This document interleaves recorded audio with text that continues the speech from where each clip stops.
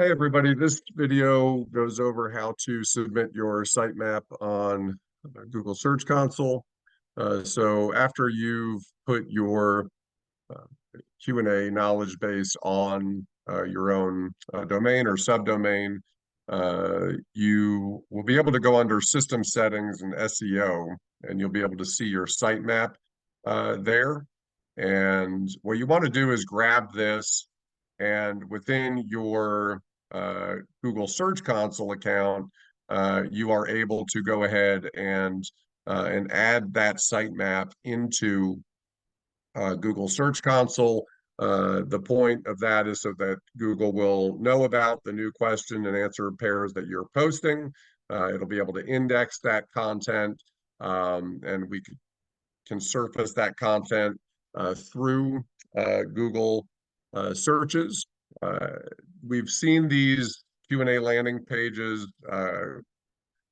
continue to grow traffic, but most notable gains through the helpful content updates and as Google has integrated their helpful content system into their core ranking signals and systems. So people first content is what Google's looking for. You asking or customers asking questions and you answering questions with great answers is really what they're looking for and what searchers are many times looking for. So we've seen the visibility in these increase even from what they were before, which it's worked well for 14 years, but the last couple of years have been particularly interesting. So it's important to get this content indexed. You can do that through your Google Search Console settings and getting these settings or the sitemaps through your settings in Answerbase. Uh, if you have set up your Google Search Console account a long time ago, there's a chance that you set it up as a URL prefix. In 2019, Google released what they call a domain property. They call this new, but it was really released in 2019. And so what will happen is if you set it up on a subdomain, for instance, if your Q&A knowledge base is on a subdomain, you'll need to make sure that you have a domain property. You can easily tell whether you do or not because when you go into your sitemaps in Google Search Console, if you have it set up the old way, this will be identified for you. If you have it set up the new way, you'll just have an open field to be able to submit sitemaps either in subdirectories or subdomains of your site. So that's the benefit of setting up the new way is to make sure that if you have your answer base, knowledge base on a subdomain, you can get it in there.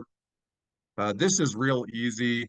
Um, you can just type in your domain, you click continue. It'll ask you to verify what provider that you have as far as where your DNS is configured and managed for that domain. And then you create a text record in your DNS records for that domain and put this value. Once you've done that, you verify. So that would literally take less than 5 minutes to do if you have access to that account where your DNS records are held. And then that would create a domain property and allow you to have access to be able to submit sitemaps on a subdomain.